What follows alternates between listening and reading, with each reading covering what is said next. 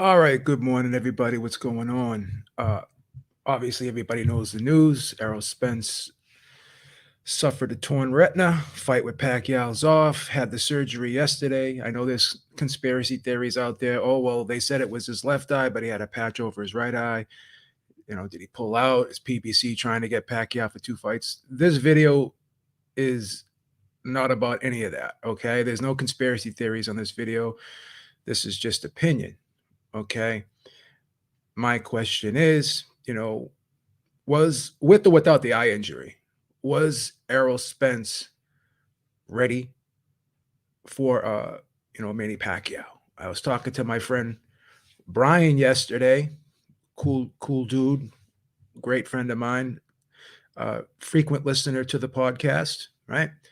We were talking and we were saying, you know, even without this eye injury, and when you go back and look at Spence the last couple fights, even with the Sean Porter fight, didn't look great in the Sean Porter fight. And I thought the foot speed of Sean Porter, the in and out movement, and the way Spence had to track Porter down and had to follow him out when Porter made the exit after coming in and making the onrush ambush attack.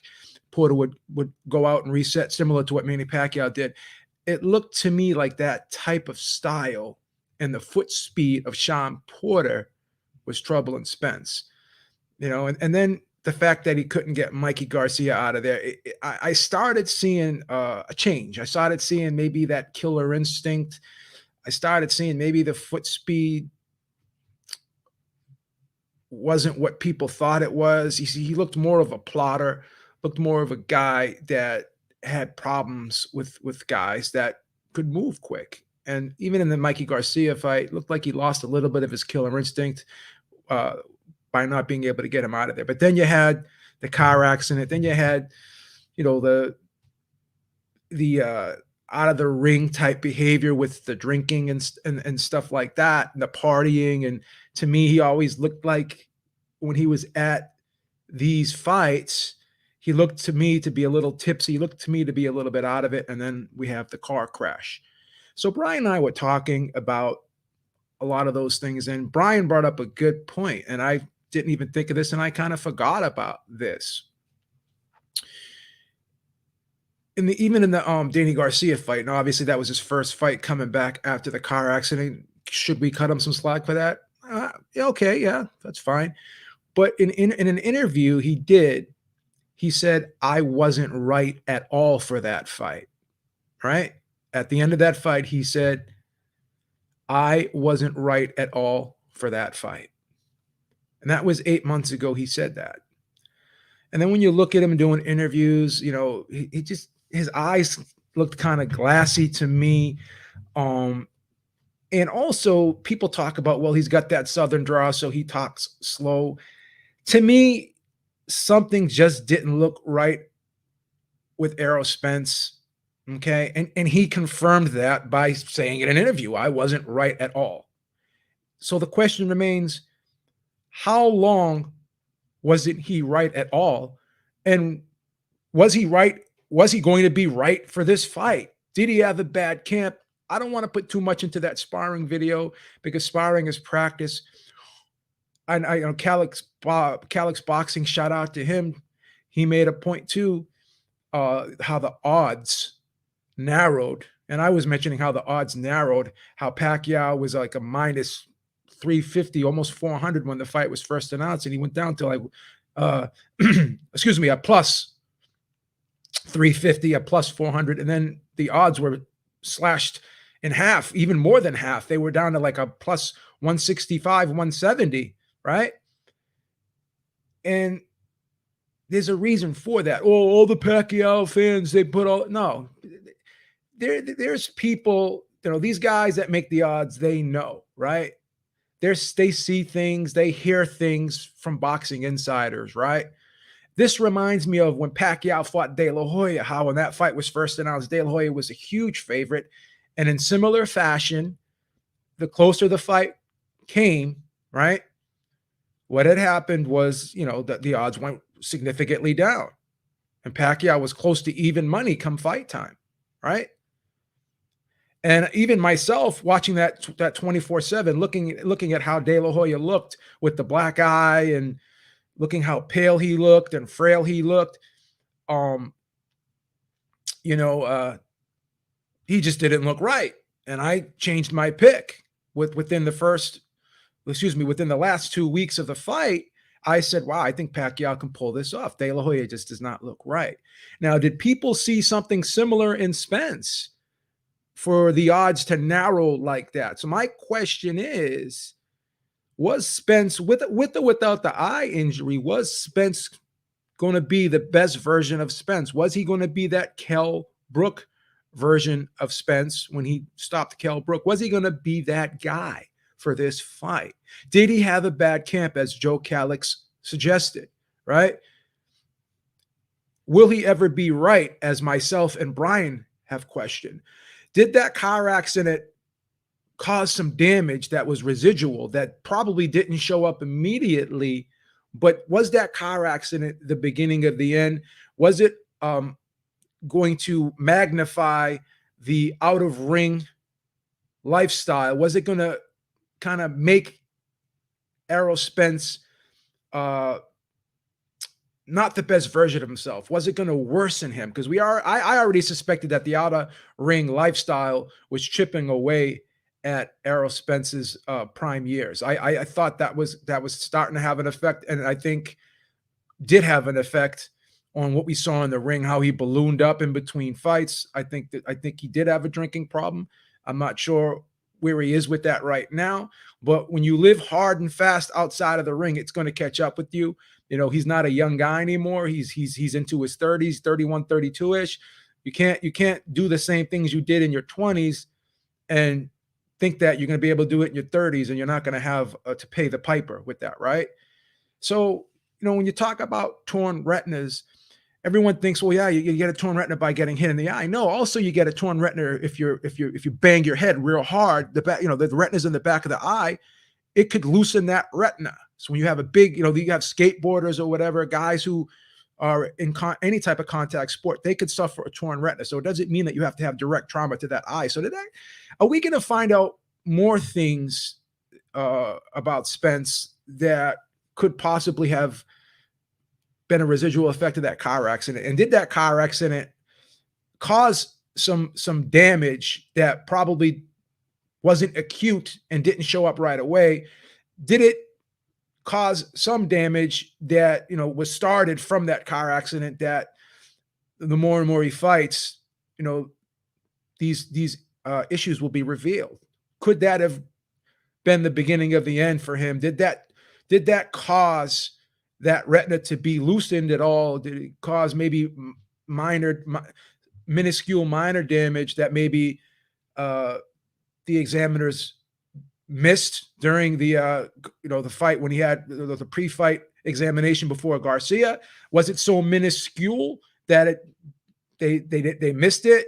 Did the car accident start the damage to that retina because of the impact of how hard he hit his head? Because you saw his teeth or whatever, and he went boom, he smashed his head. Could that have started the damage? And now the hard camp just exacerbated that. So the big question is, was Spence even really ready for this fight, regardless of the eye injury? Did he have a poor camp? And did the insiders see something similar to what I saw and many others saw with De La Hoya in that Pacquiao fight? Because as you noticed, a lot of people, when that fight was first announced, oh, that's a mismatch. What a stupid fight. Then the closer and closer it got, people, I think De La Hoya revealed too much of his camp. And that had an impact on the perception of how well he was going to do in that fight.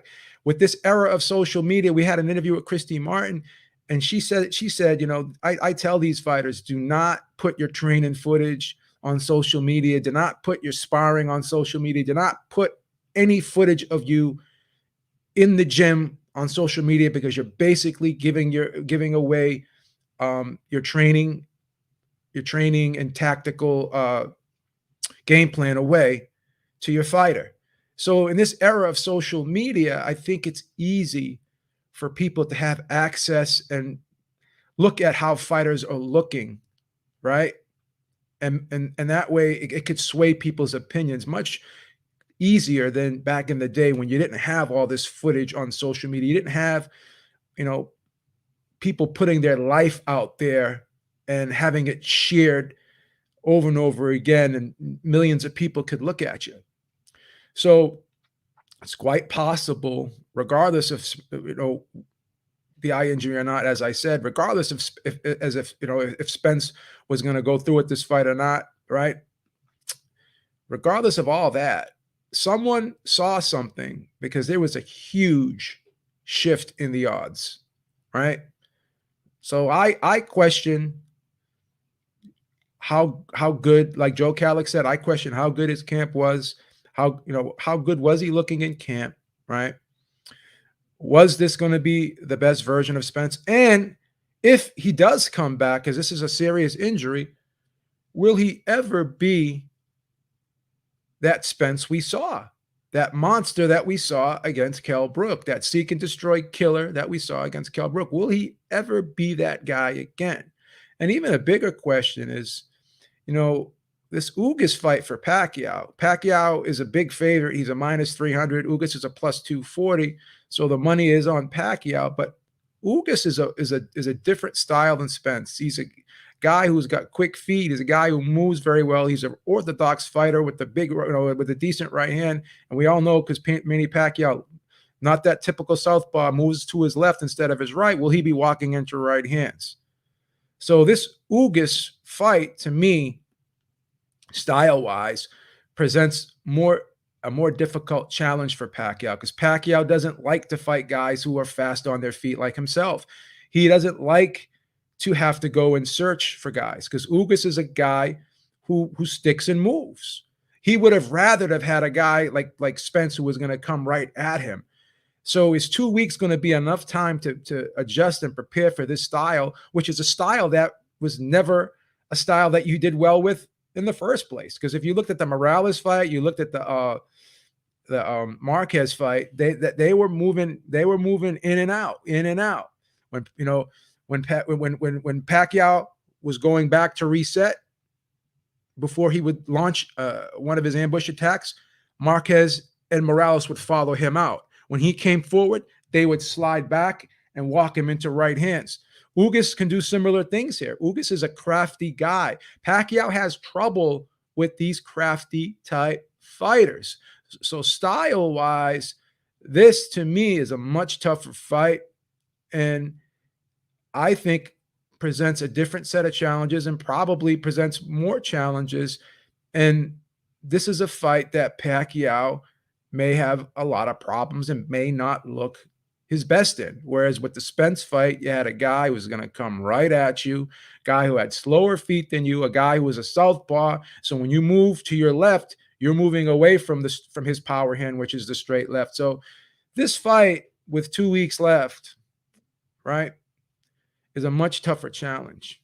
But again, I'm going to end it on this. I still question whether Spence was ready, and I still question whether he ever will be ready for that Manny Pacquiao style. And I wonder how long he'll be out, and will he get the winner of this fight next year around May or June, right? How serious was the tear? How long will the recovery period be? And even if he does come back, will he ever be that same version of himself that we saw and we thought was going to be the best welterweight in the world, or at least one of the best welterweights in the world? Will he ever be ready for a guy like Terrence Crawford, right? With all these issues that have happened with him. So that's the question we have to ask ourselves. Just wanted to jump on and throw that out there. Do you guys think that there was issues in the Spence camp? Do you think he would have been the best version of himself? And do you think the odds makers knew something? Because they're just basically getting the information from the boxing insiders. They're seeing and looking and reacting to the public perception, right? So if people are looking at that sparring footage, which I don't think you should really, you know, hang your hat on, because sparring is practice, right? But again, if you, you know, if you tore your retina, right, you know, you could suspect that he was not having a great camp. He was getting hit a lot. He was getting banged around there. Now, obviously, sparring is practice, but you don't want to have your sparring partners beat you up day in and day out. Same situation with De La Hoya. They had Edwin Valero in there for the Pacquiao fight in preparation, and that 24/7 showed us that Edwin Valero put a huge mouse under De La Hoya's eye, and he had a big black eye. You know, they actually sent Edwin Valero home. So De La Hoya, the evidence suggested to us he was having a horrible camp, and it did translate into the fight. Now, as I said many times, you know, sparring is practice, but if day in and day out you're having poor sessions, right? There's been times when you hear fighters say, "Yeah, you know, I started out camp and you know my sparring partners were giving me a hard time because I wasn't sharp. I was just getting back into shape. But as with them, as the camp wore on, towards the end of that camp, I was starting to get the better of them. If that doesn't happen, and your sparring partners are continuing to get the better of you, right?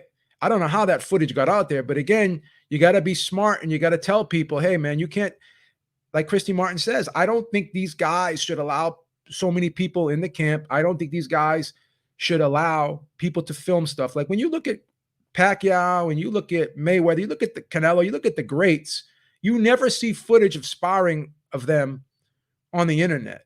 You got to be smart about that if you're a high profile fighter. You don't want to give away your game plan. You don't want people to know how you're looking.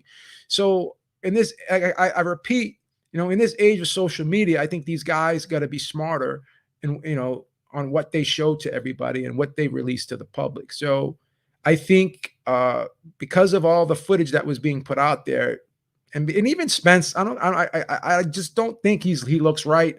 His eyes, like he has that glassy look in his eyes. He, you know, people say, oh, he's got that southern draw, so he always talks slow. He just does not sound and look right to me. And like I said, he even confirmed that he wasn't right in that Garcia fight. So you guys can make up your own mind. I think I'm not going to sit there and question the injury. I'm not going to look at conspiracy theories, but I will say, I suspect, I can't say I know for a fact. I suspect he was having a bad camp. I suspect that there is a residual effect from the hard living. And I suspect there's a residual effect from the car accident. And I think as time goes on, we'll see more and more issues come out later about Spence's health. And I wish him the best. And I hope I'm wrong, but I may not be. So you guys let me know what you think.